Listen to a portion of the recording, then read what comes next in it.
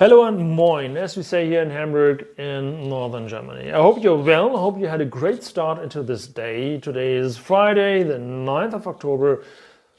Best weather, a little bit sunny, a little bit windy, and the wind is the hint. So today we are talking about renewable energies.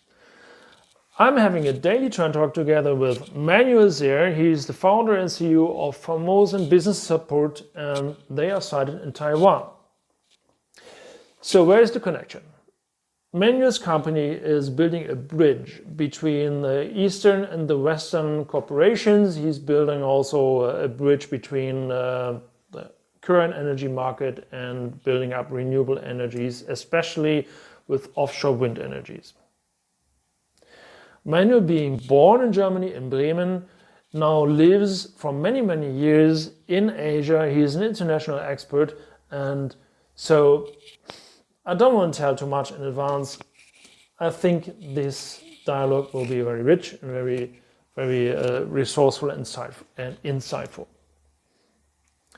Should you have any questions on your own business, just like if you'd like to get in contact with Manuel, just get in touch and I'll make a connection.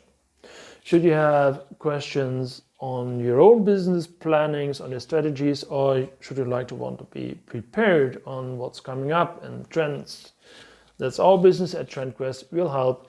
We do the research and also we help you in giving you and developing solutions. So for now, I'm very curious what this dialogue will bring. So let's start the Daily Trend Talk with Manuel Zehr. Okay, now I'm very happy to have Manuel Zehr from Taiwan. He is the CEO and founder of Formosan Business Support as our guest in the early hour at the Daily Trend Talk.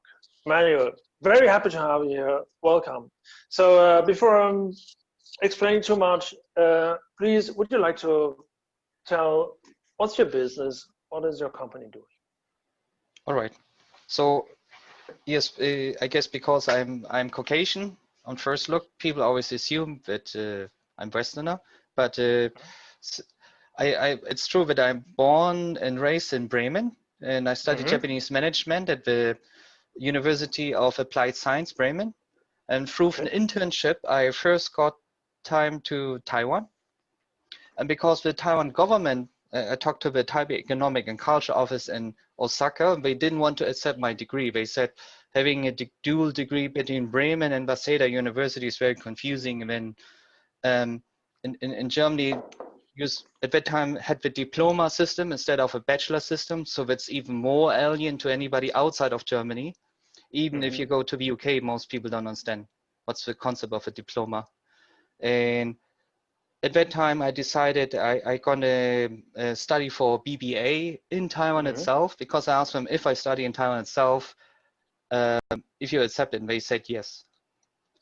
So I studied my Bachelor of Business Administration in Taiwan, which is quite tough because different to many universities in the world, my university was the elite private university for accounting and law, but because the accounting department is in the same department like international business and trade, the requirement for each student was to have 19 credit points each semester. If you're below 19, you drop out.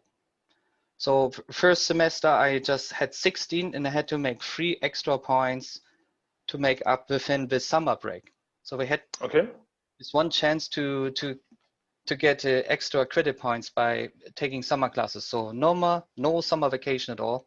You must understand, I learned Japanese, but Japanese is very different to Chinese. All exams, the lectures, everything is 100% Chinese. The exams, you only have in Asia 2 kinds of exams, midterm and final exam. If you must score in the midterm at least 60 and the next one also 60 when you pass. If you're below one of the exams, below 60%, you have to make it up somehow. So so was my study years in Taiwan were so intensive that I qualified for local scholarship program. Need to reach average above 80%, you're qualified to get a scholarship for local students. Okay. And great. Yeah, that's how I got some local attention even by the National Taipei University of Applied Science. No, it's called technical engineering and technical studies, something like this. A very long name in English. Original found by the Japanese. They also gave me an award, but no time for anything. So when I I graduated, I found few jobs, but because at that time the Taiwan government had the policy: if you're a non-citizen, you have to provide 2.5 years working experiences within Taiwan. So all my working experiences and internships abroad didn't count at all. They said no qualifications, so you have to leave Taiwan. So I left Taiwan to Korea and stayed at Airbnb with a Korean family. And my roommate was my first business partner. So his name is Joseph Katz. He's a CDI inspector, Chemical Distribution Institute in London. So they take care of all the tanker inspections worldwide. So they are inspectors in one region. He was taking care of Korea, Japan, Taiwan, and China. So they put him in Northeast Asia. And that was his circle of duties. And before he came to Korea, his job was to help Romania, his country of birth, but he had Israeli and Italian citizenship too. So he's triple citizen. To help the port of Constanza to get the accident rate lower.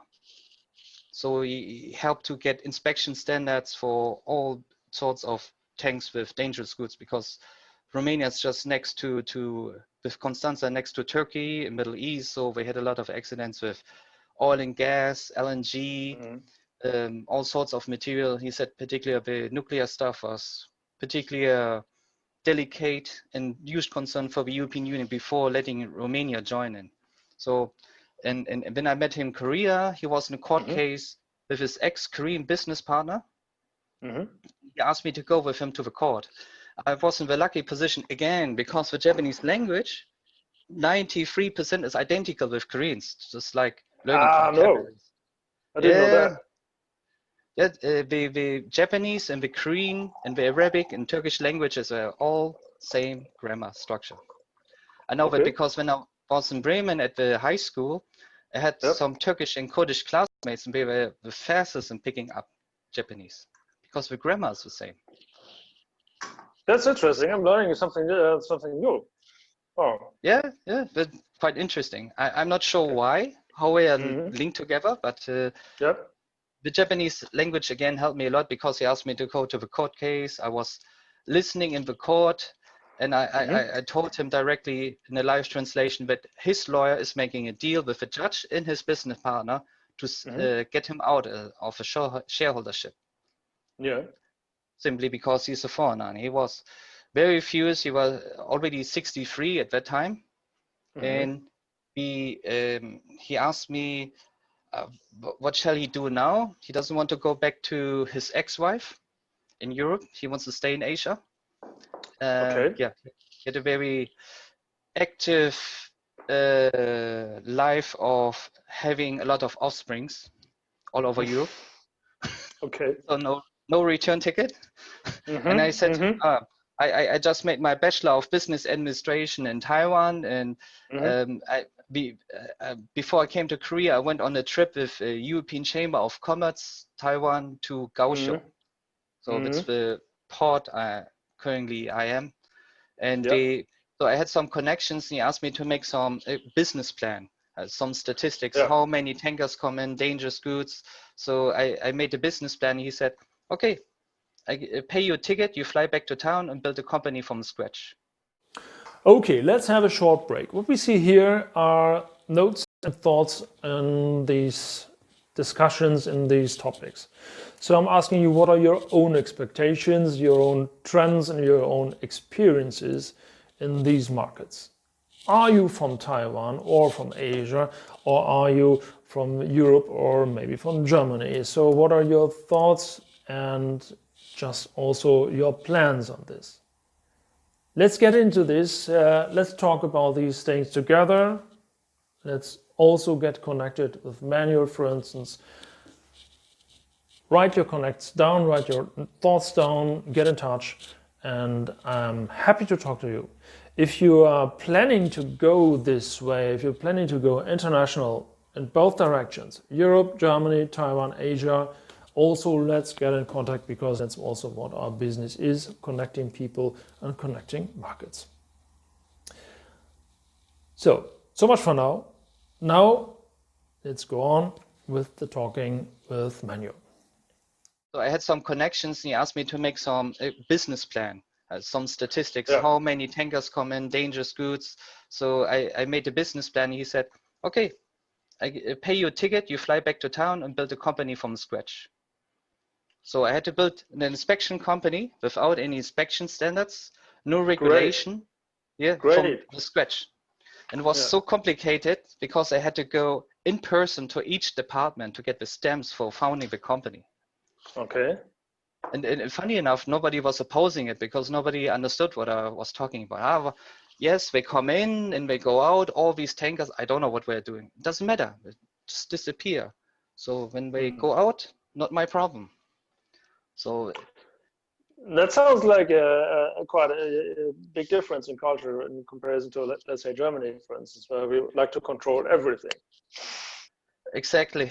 Because at that time, the Taiwan government was in a transition. So when I graduated, Chen Shui-bian was the first oppositional president, was very anti-China.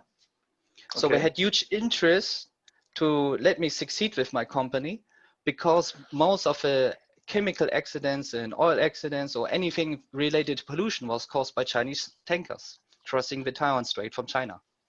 Yeah. To supply all the Taiwanese chemical companies like Chimay, Formosan Plastics, CPC, all the big companies. We also some German companies like ESF, and they need their supplies from all over the world to process them in Taiwan. So for them, tanker inspection was crucial. Okay. And then but he lost. No, he didn't lose the election. He in Taiwan, similar to the US, very good experience for me firsthand to practice what I have studied, and also use my Japan experience. Because for the Japanese, I was of value by speaking Japanese and Korean. So when I did my internship, I had to go with the procurement, auditing, and quality control manager to Taiwan and Korea.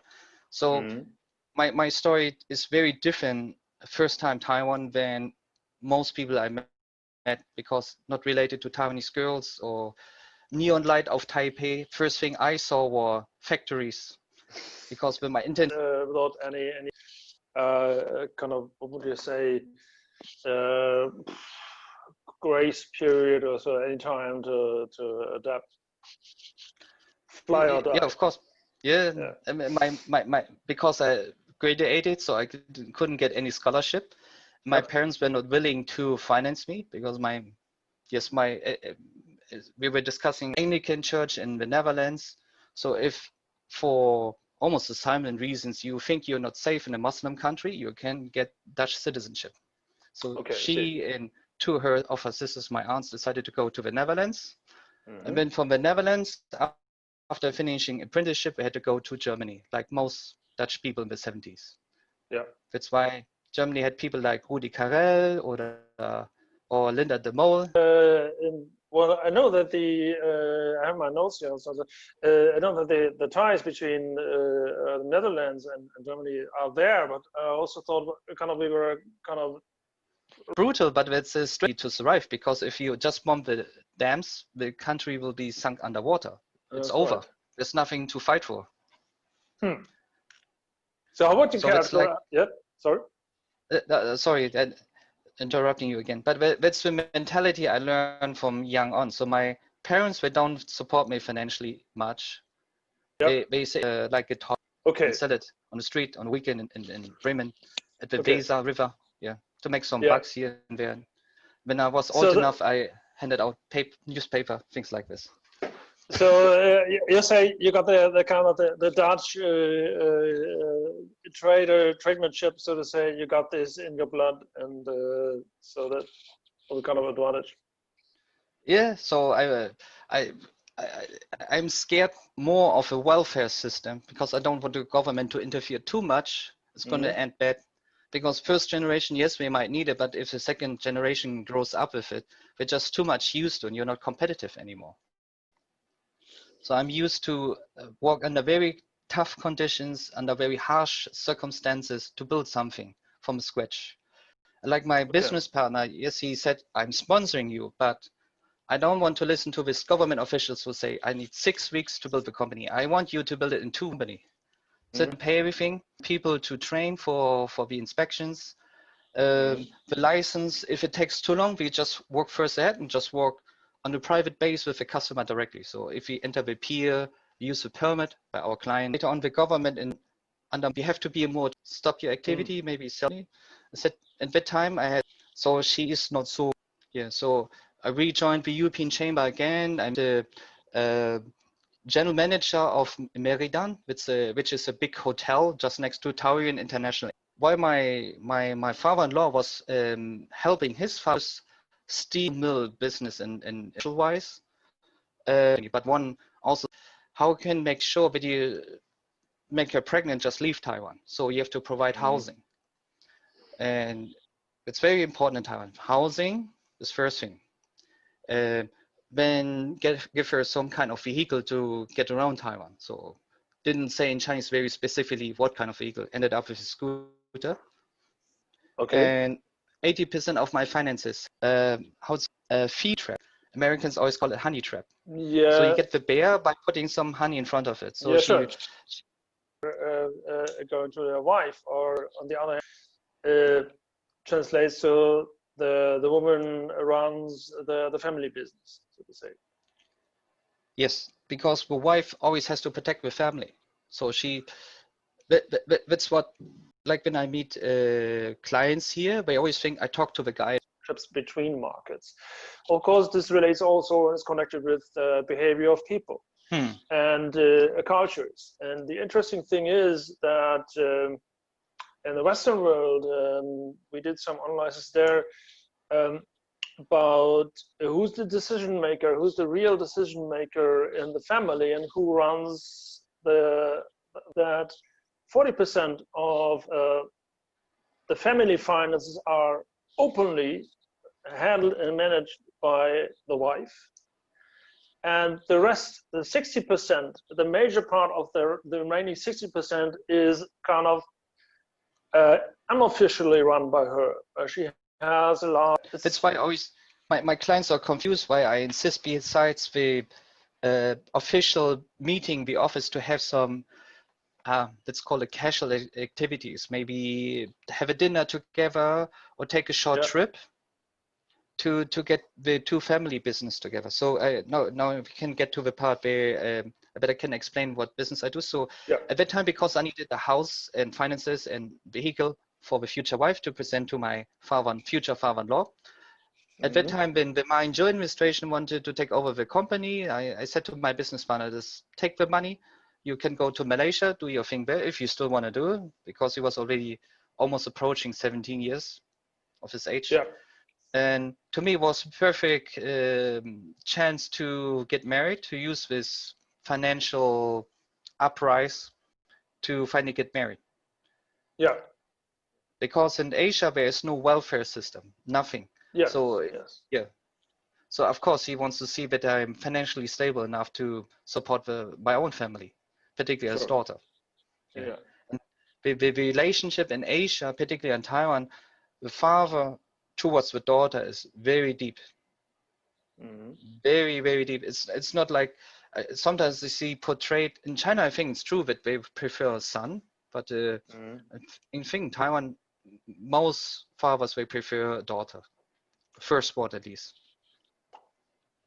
That's why you often encounter the princess syndrome. But the father spoils his daughter too much. Okay, I see. Yeah. Means, but as I understand, so how did it go on? What were the next steps in your development? Because I after selling the company was a little bit lost in direction. My wife asked me to to go to Germany. So we founded my second company, Fernosthandel or Far East Trading Agency in Bremen.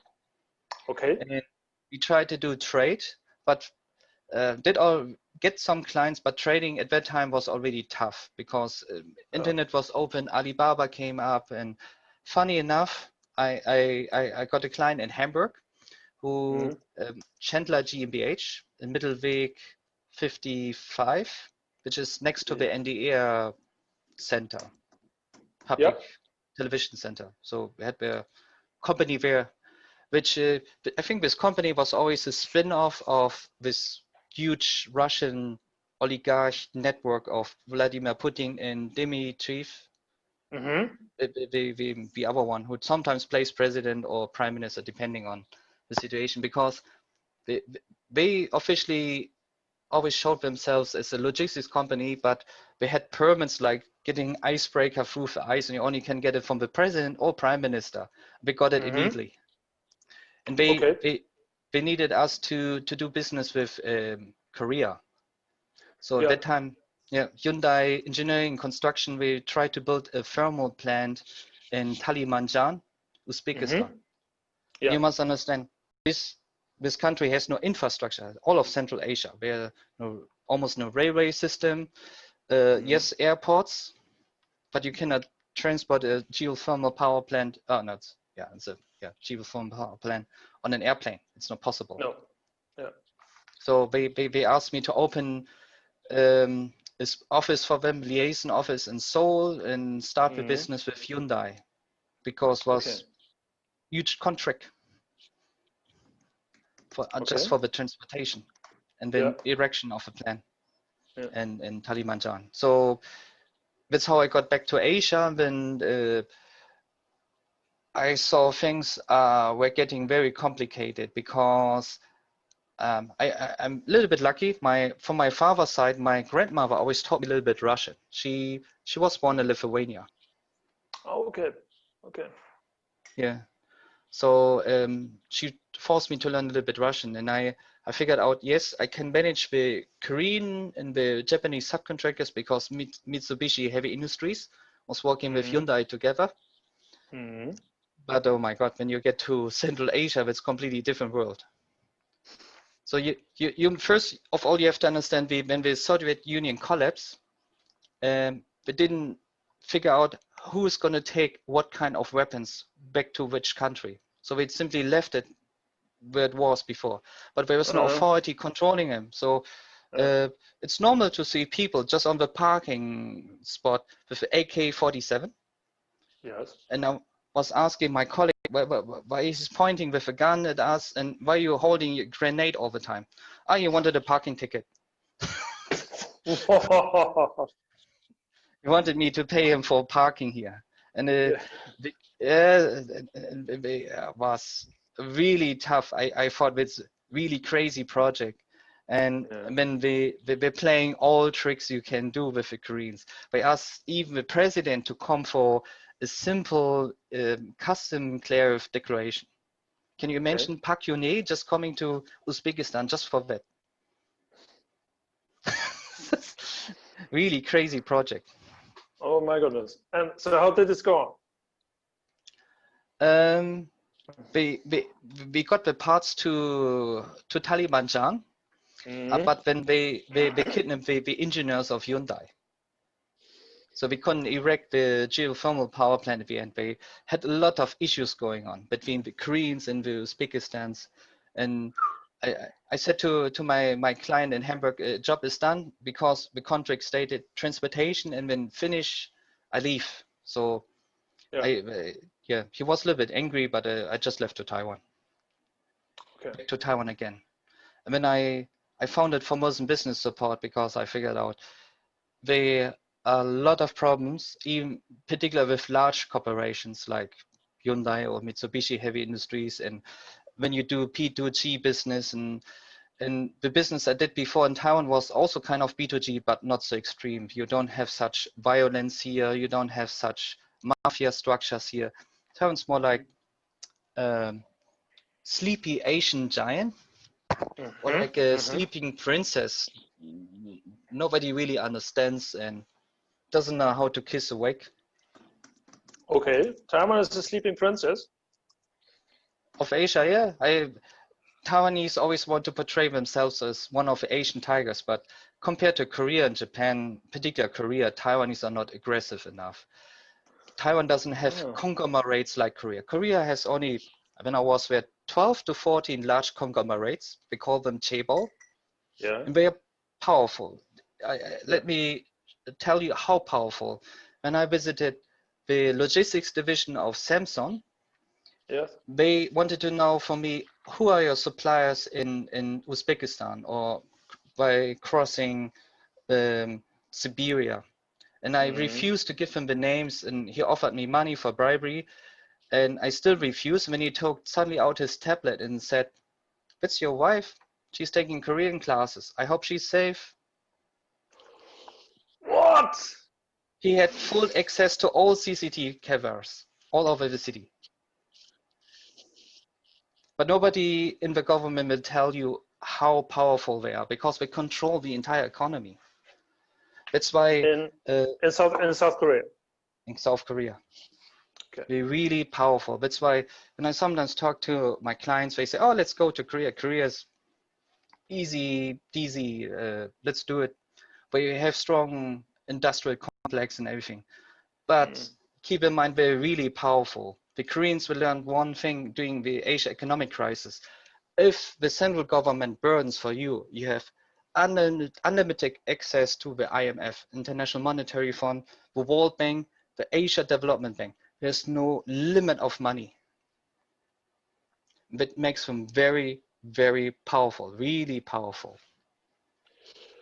This is very interesting. So if you say Taiwan isn't aggressive enough, but anyhow, as I recall in our preparational talk, preparational meeting and chat we had before, you said also that Taiwan is a kind of essential growing industry or and also nation in the area.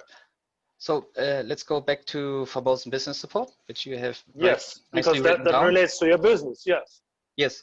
So in 2016, the administration changed from former President Ma Ying-jeou to Tsai Ing-wen, the current president, and the DPP or her party has a big issue with the former party, which is about the nuclear power plant.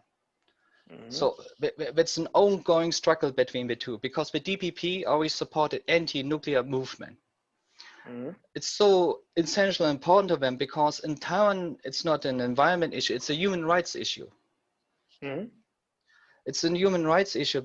First of all, the sites were erected. They didn't care much about the radiation and the impact on the environment and people there. People walking in the plants often got very early cancer and died from it. When you have a problem of supply, Taiwan doesn't have any own natural resources, so always needs to be imported. Also makes you very vulnerable.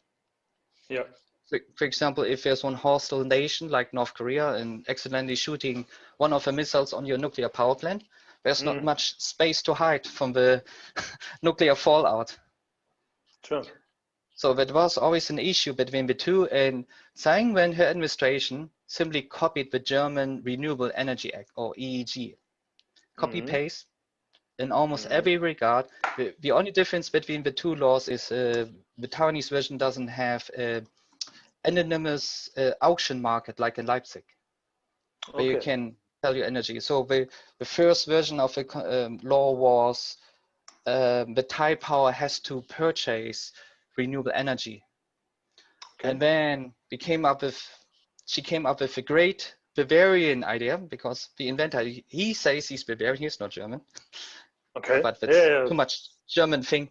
The inventor of FIT, the feed-in tariff, and she offered, until today, she offers the highest feed-in tariffs in the world for particularly offshore wind.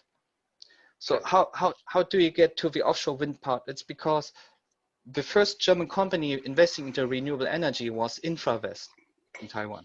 So they did solar, they did onshore wind, And they were crazy enough to finance a survey in the Taiwan Strait for the wind conditions. So they suddenly figured out 16 of the 20 best wind corridors to harvest wind energy offshore are in the Taiwan Strait between Taiwan and China.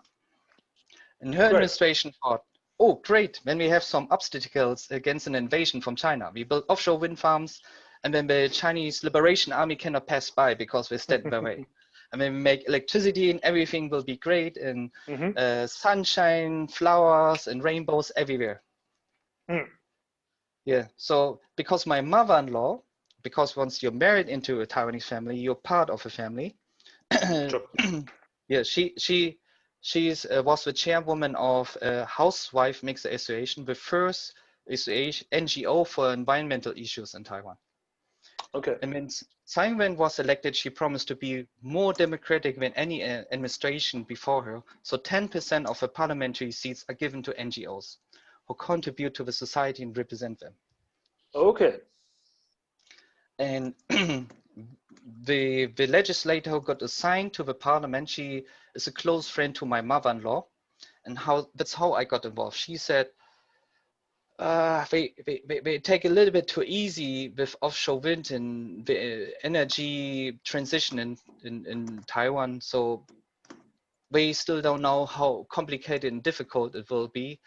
I should start this company because I was looking for new purpose, and she said, renewable energy, 100%, because that's the way to go now. Because Taiwan didn't just copy the Renewable Energy Act from Germany, but also the decommissioning of nuclear power and coal. Okay. So there's no way back. Taiwan's going to quit nuclear power no matter what. Also for the reason that nobody wants to sell uranium to Taiwan these days. It's due to the fact that Taiwan doesn't have a port which can handle nuclear material. I see. Yeah, the former administration do that because we wanted to show China we cannot take nuclear weapons from the US or let them station in Taiwan. So we don't pose a threat to you. And that played immediately into the hands of the current administration. How does it? Yes. Okay. Sorry. Go on. So nuclear power makes currently 6% of the energy supply. There are 3 plants in Taiwan. Okay. But coal is high. Renewable energy 6%. Okay. Currently, so the aim is from 6 to 20% in 5 years until 2025. 20% in 2025. Yeah. You must understand that 80% of the landmass, Taiwan has the same size like Baden-Württemberg. Okay. Maybe like New Jersey. It's not really large. And 80% are mountains. So you have only 20% landmass left for 23 million inhabitants and the huge industrial industry Taiwan has. So it's really, really, really crowded. That's why when you look out, you just see skyscrapers after skyscraper after skyscraper. And each skyscraper can take at least 800, 1,000 inhabitants. Yeah. Yeah, because there's no space. You only can build up or build down into the I heard about some projects where they are thinking of building underground scrapers, so to say. Exactly. Yeah. So it's a really hard task to do it. The government thought, let's do solar. Solar seems to be the easiest, but the efficiency rate of solar panels is really low. Another problem is Taiwan the climate is very humid. Yeah. So the solar panels, they easily catch dust. They easily catch all kinds of sticky stuff. So you need to clean them at least once a week. Nobody wants to pay a cleaner to go through the solar panels, particularly if they're hanging somewhere, I don't know, hard to reach area. Maybe don't produce so much energy here. Onshore wind would be a good option, but the problem with onshore wind is you need the acceptance of a community. So you see most, by the way, again, two German companies. Infrawest was taken over by WPD from Bremen for 200 million euro. So WP owns every onshore wind turbine Infrawest had before. And the second player is Enercon, also German company from Aurich, Lower Saxony. So we're the two biggest players on onshore wind. But you only will, yeah? Yeah, I have a question again. So Enercon is a brand name, I think that better known, but who is WPD again?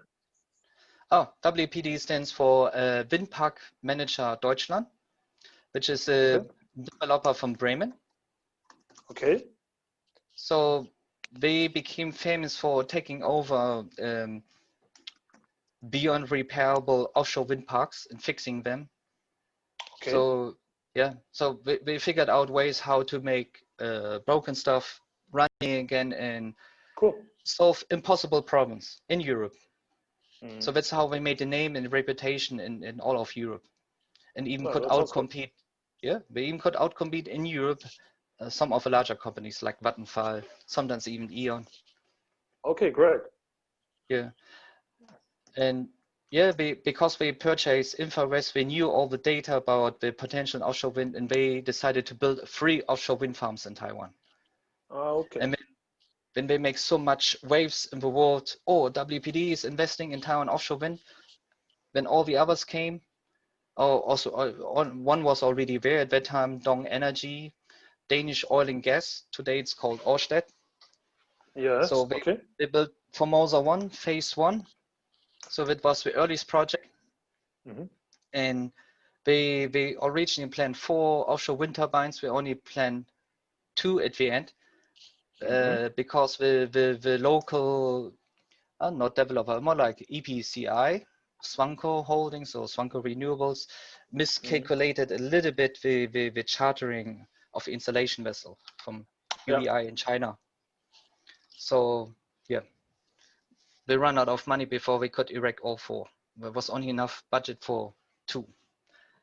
But you say yes, but you say we could erect. So what was your role there in those businesses? At that time, I just wanted to listen what Swanco had to share about their experience. Okay. Because nobody could be sure if you really could do offshore wind in Taiwan. You have to understand, yes, you see here, Taiwan is an island, but Taiwan has no oil and gas industry to build on.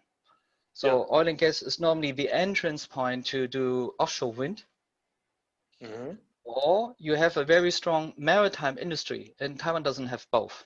So why just for the sorry if I interrupted, but for the people who maybe don't know these in-depth insights, why is an oil and gas industry necessary, or is it good to have them to build offshore wind parks? Because of their drilling knowledge, or why?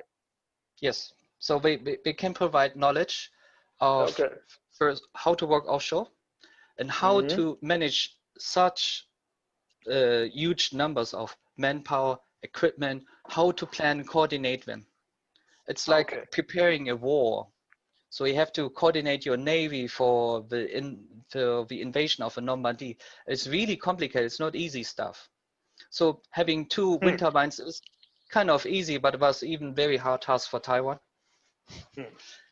And then Formosa 1 phase 2 happened when you had suddenly 15, so a little bit larger, not many wind turbines, but they all prove it's possible if you import 100%. So all these projects were done 100% imported. Well, but as I understand, the aim is, of course, not always to import, but to build by Taiwan themselves the next wind parks. And that's exactly the point where my company comes in most, or becomes most helpful, is the Taiwan government is emphasizing on a localization policy. The localization policy is very simple. So we have 2020, 20% localization. 2021, 40%. It's always keeping up 20% each year. But what does it mean, 20%? It's very hard to tell. So like because WPD said we want to do the erection and construction of Yunlin, which is by the way the largest alone standing offshore wind park in Asia, at least on the drawing board. The beginning of this year. So it was supposed to be built in February, March, very early this year. So far, nothing has been done. All the components are in Taiwan, and the Taiwan government allowed WPD to import everything because we were the pioneers, the first ones. So far, yes, all the ingredients are here. So I post a little bit about that on LinkedIn and Twitter and all the platforms, but there's nobody here to do locally the installation. So there's no, yes, there's one Team I contractor and the installation vessels around, but nobody wants to pay the bill. It's much more expensive than expected. But I think that's a big challenge for WPD to do such a huge project remotely. And now they keep delaying, so they get into the 20%. And now the Taiwan government wants them to do localization because they're late. Okay. I write this down. So the target is in 2020, 20% to Taiwan-based companies. Yes. Right. But right. But how to do it if there's no maritime industry, no oil and gas industry? So you have to build on zero. Literally zero. And how much zero? I met once a client in Oldenburg, and he said there's not even a rope in Taiwan for offshore. Not even a simple rope. He said that's ridiculous. Everybody should have a rope in their country. I said to him, besides container business, a little bit tanker, which come in and out, there's not much industry. Harbor tugs maybe for putting around all these large vessels. A few marine salvage companies, but that's it. So nobody has offshore experience. And I mean, the Taiwan Strait is rough. We're not 16 best wind corridors because there's no wind and there are no waves. No, it's very rough. Okay. And so you have to take care that everything, when you're building, constructing in this heavy wind corridor, you have to take care that during the construction phase, it's not all getting blown away. That's one issue, but onshore, because theoretically, if you want to reach the 20%, every politician dreams of heavy manufacturing, make the monopiles, the jackets, the foundations, all made in Taiwan. So you have a lot of steel melted, and then everybody has a job. That's the wet dream of any politician in the world. Everybody wants to have this huge manufacturing process. Of the entire complex. So like Bremerhaven did it. Bremerhaven was the leader in the industry for a long time until it became unprofitable. Because yes, you can reach this industrial level, but time will pass on. So it will be better, cheaper, more efficient methods with the time. So manufacturing is really not the key in the industry. But that's that's what all politicians love. Besides some politics, how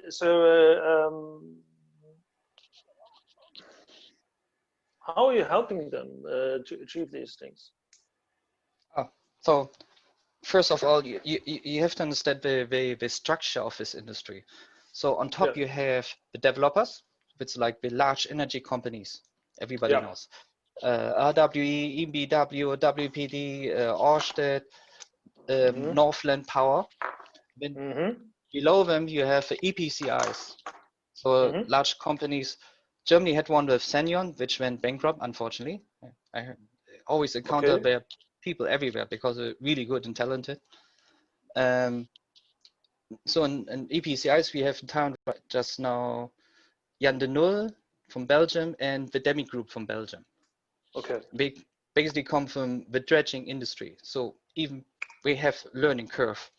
And now Dutch players are here too, Buscalis, Van Oort, Helma. But they were not before in Taiwan, so even for them it's kind of new to do it in Taiwan. But what I'm focused on is on the third level, is the supply chain.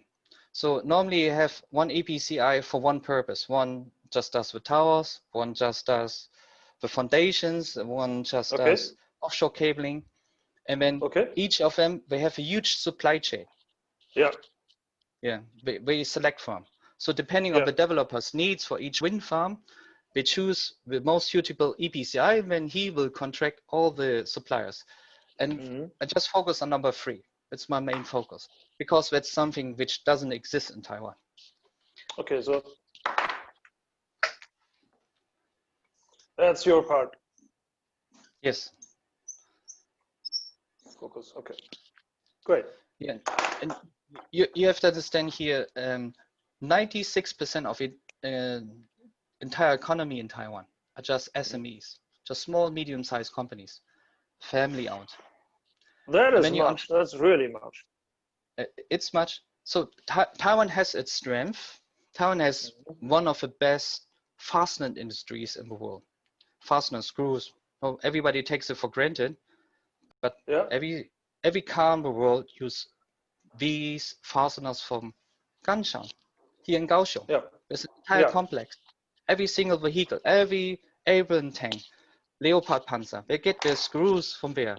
Every construction by Hilti. Hilti has I met once at an exhibition, people from Hilti, they say, if something happens to the employees of Hilti in Taiwan, we would lose 6% of the entire population of Liechtenstein. I said to him, it's huge risk. What if I get married, have family here, never return, and we lose a big portion of our population?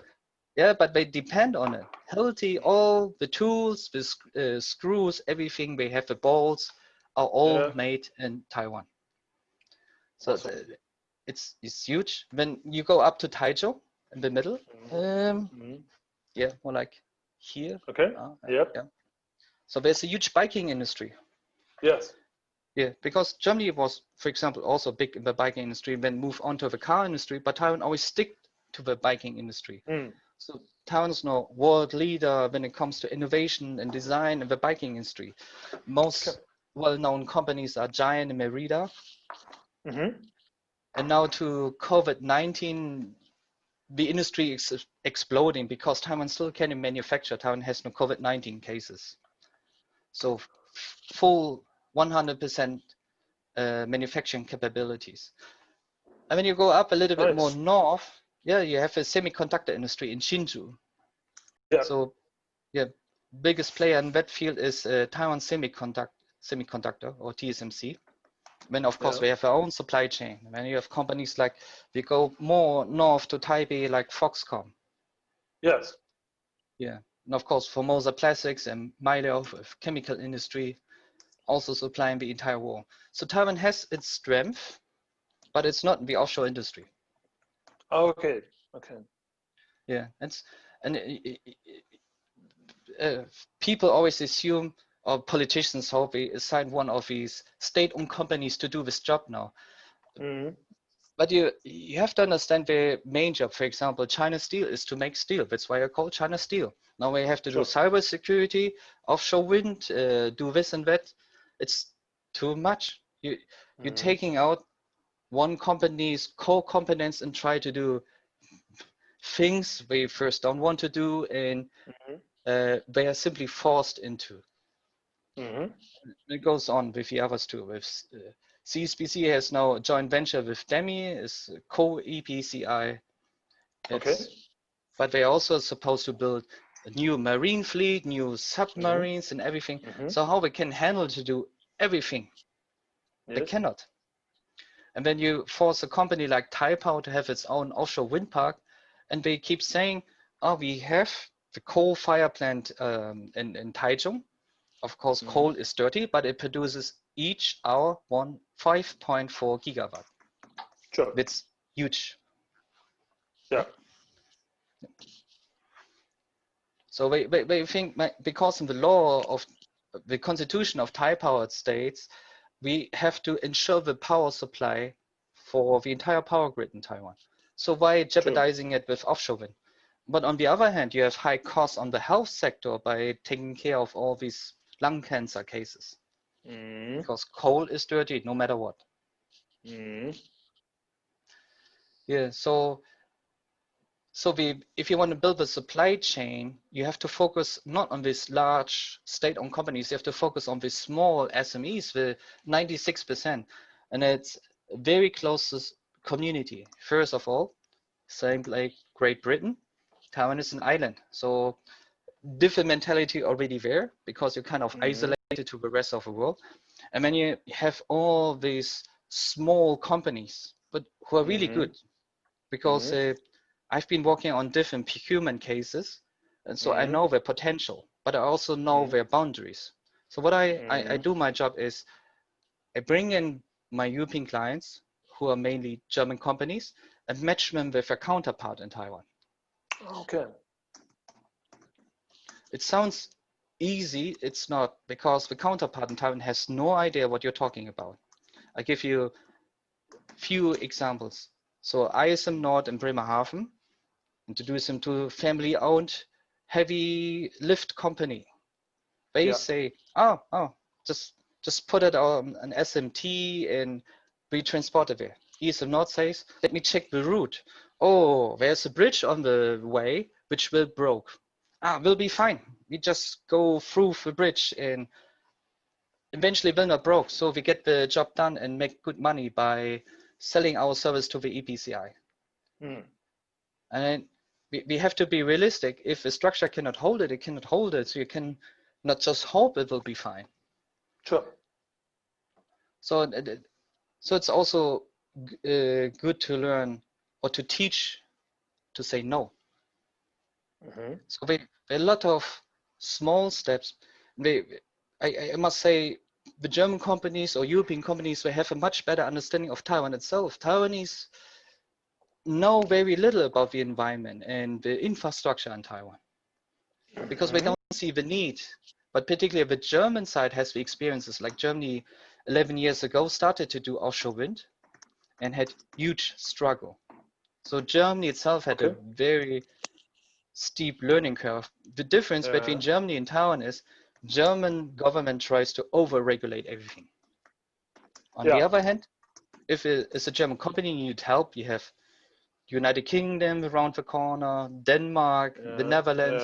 There are a lot of countries which can help you out. In Taiwan, there's nobody. Who you want to call? Only China. Called China. Yeah, but that's not an option because by law, China is banned. Anything China built, China designed, anything China is completely banned. It's really nuts. So you say there are no business ties with China? Not on this, because it's infrastructure and the current elected government, they gain the votes by being anti-China. So if you want to be friend with China now, you will lose your base for election. And you don't want to lose your voters. If you do this, even to compromise to get this industry up and running, you will never be elected again in the rest of your life.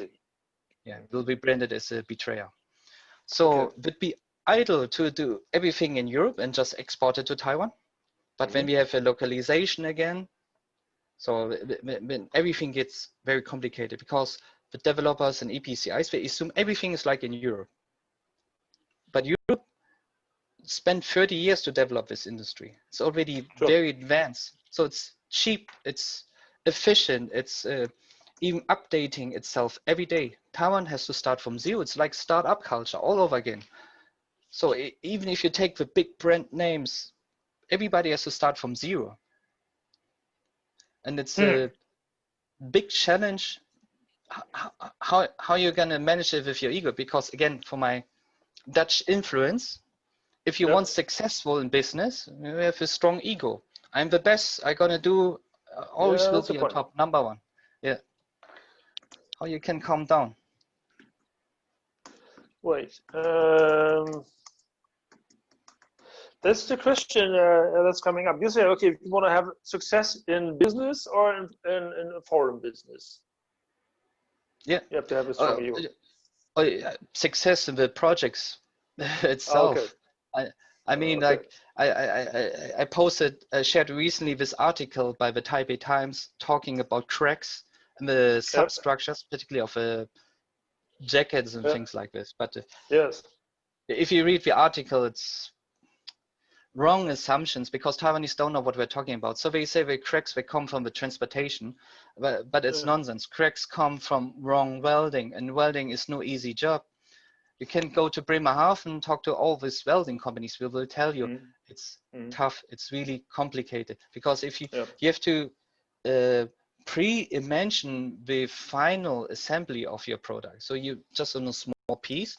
If you weld just one wrong direction, the entire model or this part is done. You have to replace it.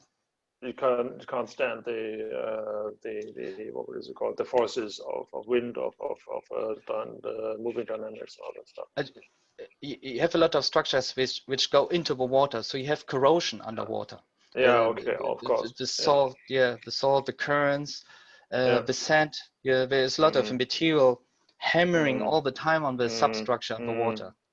It's really not easy. I heard about this also from someone of the steel industry.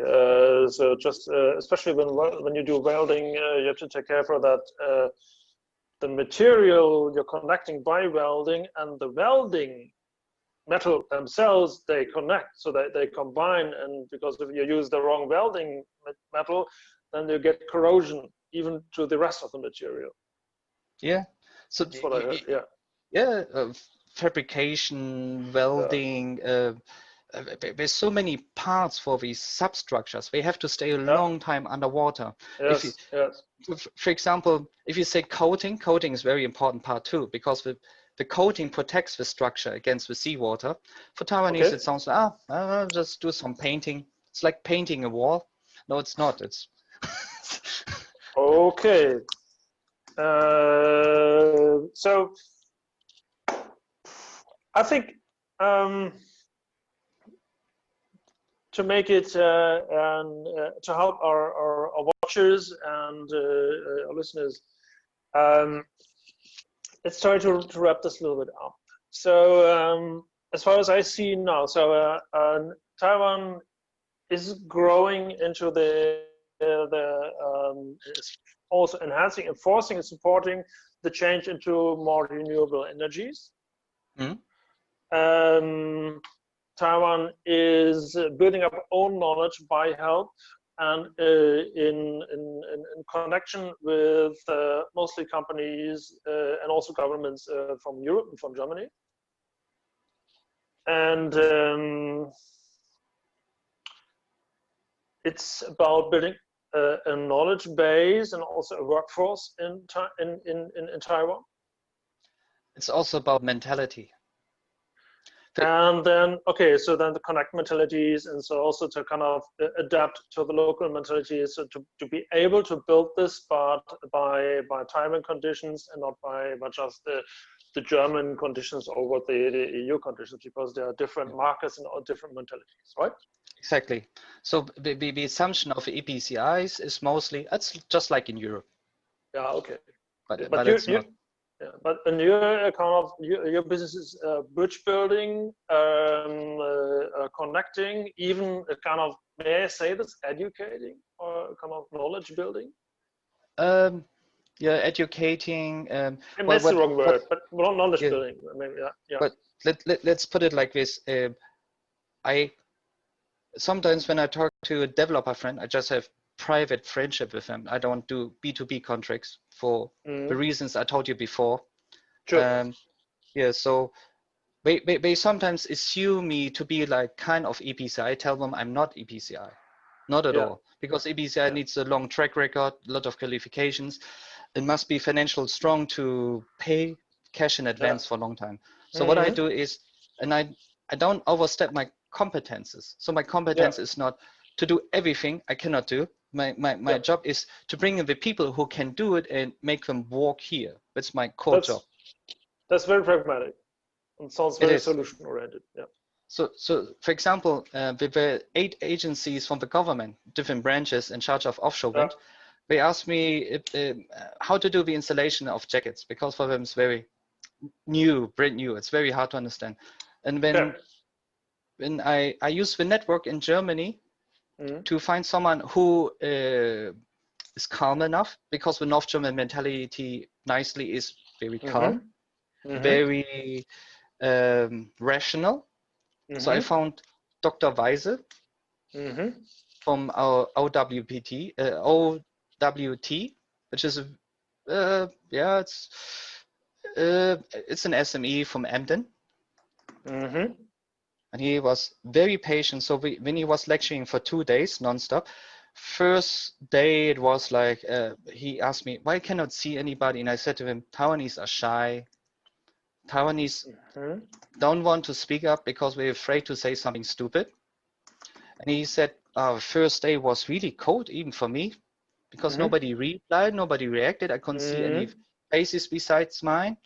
And I said to him, second day, we're going to build in some mistakes Germany did 10 years ago. And then suddenly, wow, Germany can make mistakes. We did some mistakes too. Can you help us? Yeah. Then suddenly, wow, there's some chemical here. So some chemical reaction between the two sides. And I started to translate just on the keyboard. I didn't speak, or sometimes I spoke a little bit to translate here and there. And then it was, because it's very unusual that Taiwanese ask something or they show some interest. I told him they're very much interested. They're just afraid to lose face by saying something stupid. But you made the first effort to say, Germany did something wrong at that time. And then they suddenly warm up. Sure, makes sense. Yeah. Yeah. So it was pretty good. I want next week. I'm too busy with the exhibition. But I will keep building on this relationship. There's now some momentum. That's exactly what I need here in Taiwan. Everybody thinks very big. No, you have to think small and let the small pie grow very slowly. So it's just like if you're a very big international corporation, even as a corporation, you have to start very small in Taiwan. Yes, that's what they don't like to hear. I talked to some EPCI candidates. I just gonna focus now on 2 because I think they're most essential. But they just want to hear something like, who's my most suitable joint venture partner? I say, none. What do you mean none? I see all these press releases and everybody says I do this and that. I said to him, yes, you read English. I'm gonna show you some articles in Chinese. So article in Chinese says, Century Iron Steel was a joint venture with Blood, just imported everything from Korea. And I show you a second video of a politician who's swearing at the Minister of Economic Affairs for not taking care of a localization issue. But to be frank, they cannot do it because they simply don't have the equipment, they don't have the manpower, they simply don't want to invest. It's much cheaper to import from Korea, make your profit margin on top. But that's not localization. So I said to him, you have to fill in the gap. You have to do the fabrication yourself. You have to get the equipment. We have to get the people and train them all by yourself. So there will be a transition period.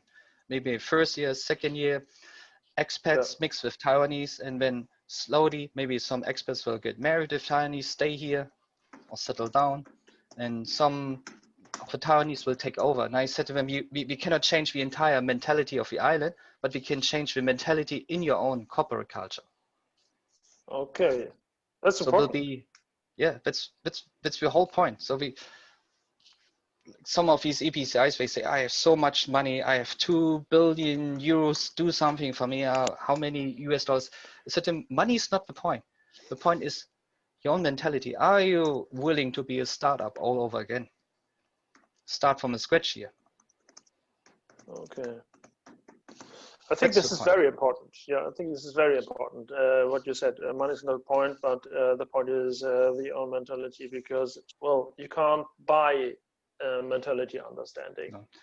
And I told you before, the other industries are doing well. Like right now, I'm writing a proposal for apprenticeship, Ausbildung, here in Taiwan, and he said, oh, it's like you're writing a proposal for an entire education system. I said, yes, you have to imagine, if you don't show the people the future, like here's a training program in Kaohsiung or Taichung for offshore. So you pay 2,000 euros, you're done with the training, and so what? What you gonna do next? Go back to your parents and say, oh, I got a license, here's a piece of paper, I finished training. There is no future planning. So what you're gonna do afterwards? What's your career? There's no career planning, there's no profession. There's just freelancing everywhere. But here's no freelancing culture. The other industries, biking, fastener, semiconductor, OEM, and high-tech industry, they're all doing well. So people can say, I want to work in the office. I have air condition. I can afterwards go back to my family, watch TV together, have a nice life. Okay. So, but when I sell offshore wind, I have to get something like mentality of Fridays for Future, rebel and sting. The people have to be aware, I want to be part of a bigger movement to change this world into something better. Okay. All these movements never got to Taiwan. And Greenpeace, yes, is in Taiwan, but Greenpeace is like, I pay you some money here and there, and you help me saying anything I need in front of the politicians. I remember I had once a little fight with them because was criticizing that they are not emphasizing enough on the Taiwanese society. They're basically advertising for anybody who pays them well. Yeah. And I said to them, that's not Greenpeace from Germany or Hamburg, or it's just a brand, a logo with the name Greenpeace on it. That's not nice. Not nice to know. Yeah, so you see there's not this urgency. I want to change the world into something better because nobody ever told about it. Nobody has any clue about Greta Thunberg and who she is because she doesn't appear in the news. Yeah, very little. But Manuel, so as we are already with the environmental aspects, and as far as I understand, you also working together with people just like a company who builds a bubble wall around the construction sites to protect the whales. Is it right? Yeah, the bubble curtain. Yeah, used to. Bubble curtain, yeah. Yeah, the bubble curtain. Yeah? No, they used to be my client, yes. Okay, that's great. So also that. If we do, let's say if you make a kind of visionary outlook for the next 5 years, what would be your outlook on the next 5 years? Where would you be? Where would your company be? And also where would Taiwan be in 5 years? Oh, yes. So the offshore wind industry has too much momentum. Taiwan is the hottest market outside Europe currently, because in Europe, the market is declining. The feed-in tariffs are getting lower and lower because it's too mature. So the hottest market was supposed to be United States, but the United States has a state-to-state policy. Particularly employment is difficult. And I heard Trump enforce to anybody working offshore to be a member of a Coast Guard. It's really crazy policy. So it's even more complicated than Taiwan. Taiwan, yes, has its obstacles, but I see it's like I feel like a garden. I see slowly the garden growing by getting all these small companies in here and slowly growing the pie. So it will grow, but I don't think the Taiwan government will reach 5.5 gigawatt by 2025. It's too short time. Unless you import everything, it's not possible. Unrealistic. Okay. So I think like 2 gigawatts, something, the half of it might be possible. And we have Ørsted really doing big effort. And so sorry for the Danish taxpayers. They really put a lot of efforts in, but so far didn't pay out as we hope.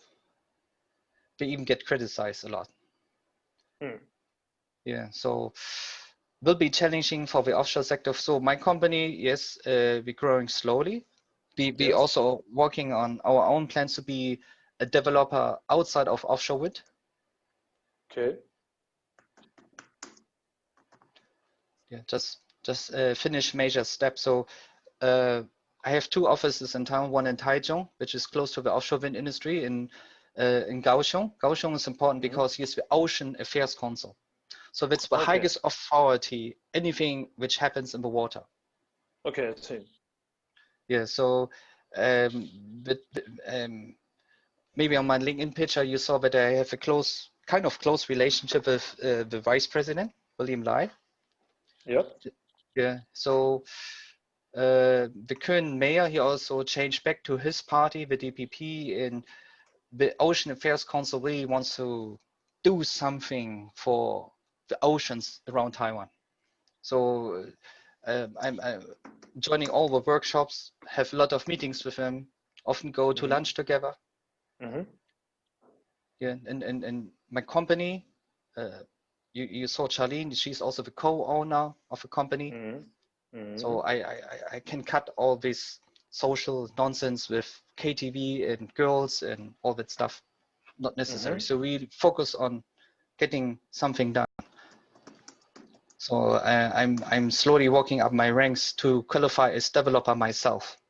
They want to see an entire plan, manufacturing in Taiwan, train people, getting to the level they need to really build everything from scratch within Taiwan. Yeah, that's the point. Exactly. So we're really working on this, being more focused. And there are a lot of organizations very helpful in Europe.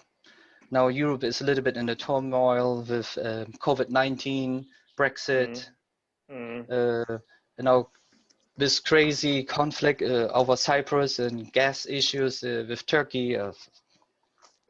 Sure. Calculated it really. Slowing down some stuff here, that's right. Yeah, and then there's fear against Russia for gas, Nord Stream 2, too much focus on fossil stuff to me. Fossils like past to me. That's right. And I don't think there's anybody in Europe who really wants a nuclear conflict. You cannot win it, no matter how you calculated it. I don't think. There's a very nice movie from the 80s. It's called War Game. So when you get on YouTube, just type in War Game ending. So there's a boy asking the Pentagon computer who can win a nuclear war. First he's playing tic-tac-toe with him. He figures out he cannot win it. And then he starts a simulation of World War III. And the computer calculation is, this is a stupid game. I want to play something else. Let's play chess. Yeah, that's the point. It's just like that was famous for the tic-tac-toe correlation and the comparison to nuclear war. I don't think that they will be having another nuclear war because of that. Sometimes politics might be a little bit irrational, but anyhow, no one is that irrational to do that. Exactly. So they prefer doing their trade wars or something like that. That's even better war, a trade war, just like because it can be solved in diplomacy and talking, dealing. And currently, Europe is on the right course with Ursula von der Leyen. Okay.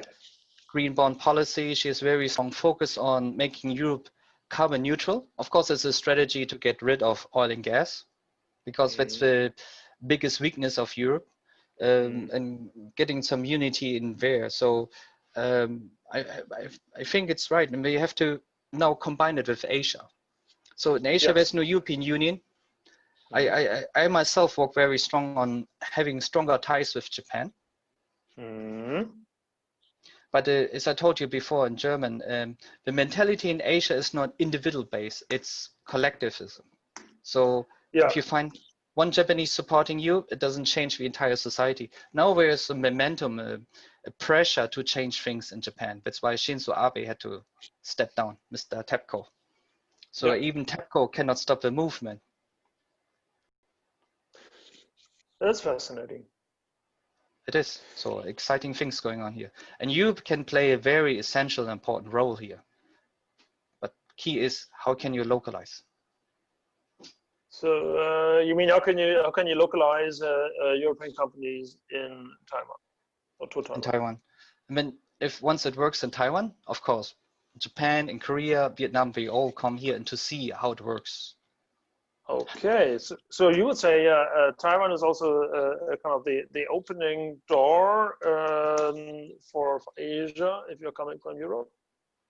Yes, So it's not China, because Hamburg, for instance, Hamburg is calls himself the having strong ties with China, and even the Chinese transcription for Hamburg for the word is Hanbao, so it's just like the castle of the Chinese. Mm-hmm. And or hamburger, yeah. Or hamburger also means hamburger for McDonald's, Hanbao. Yeah. So what you're saying is that Taiwan at least is as important as the connection to the Chinese market, if Yes, not more important. The difference between Taiwan and all the other markets will be Taiwan is based on SMEs. So anything you change here is on a small level and it scales up. So we try to do the opposite approach. So in China, once the Communist Party made up its mind, it's done, it's decided. If you encounter problems, nobody's going to listen to you. But it's not a movement from the people up to the top. So Taiwan's always bottom up. Yeah. And now you can see the change in Japan, but even Shinzo Abe had to step down. And it's because there's pressure from bottom to up. And eventually Korea will join too.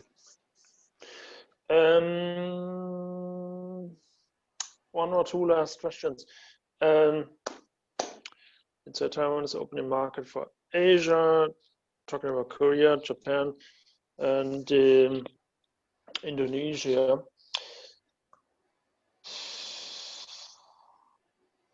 Of course, you cannot just focus it on offshore wind. You have to spread it. So, so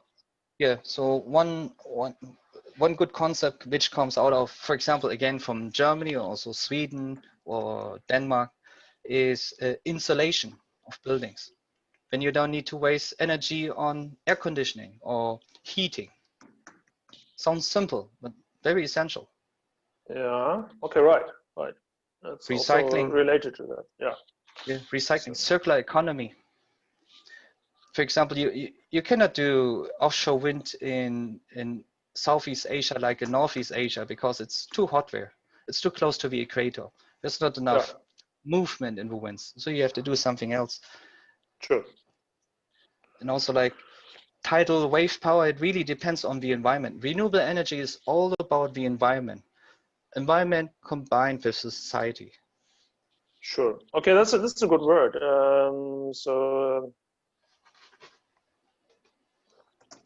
Combined with the society.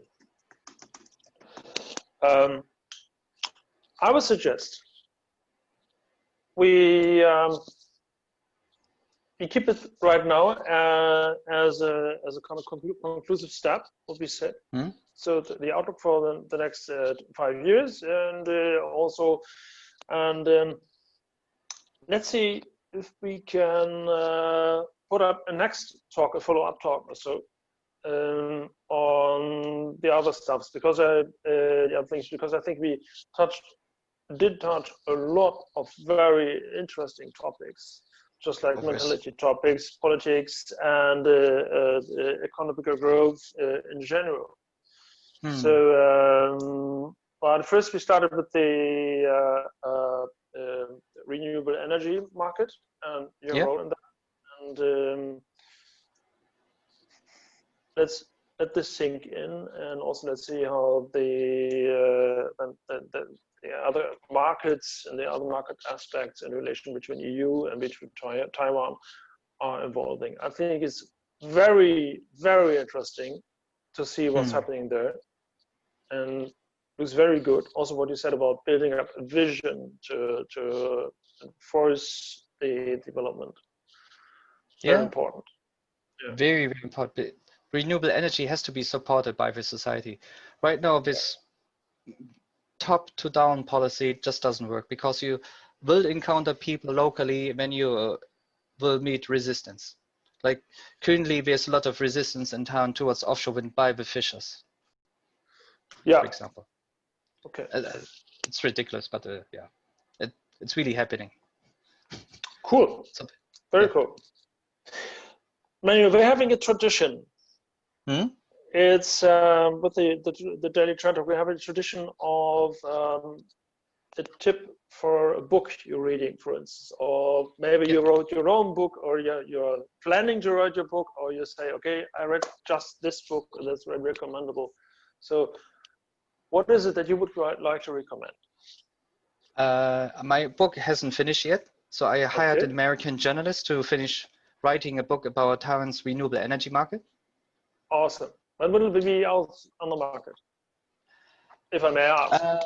He says I pay him too well, so he became lazy. I have to give him more deadlines. So I'm going to give him deadlines for each chapter, but he said not later than by the end of the year. It will be free, because I want to invest into this book so everybody has a reference to read.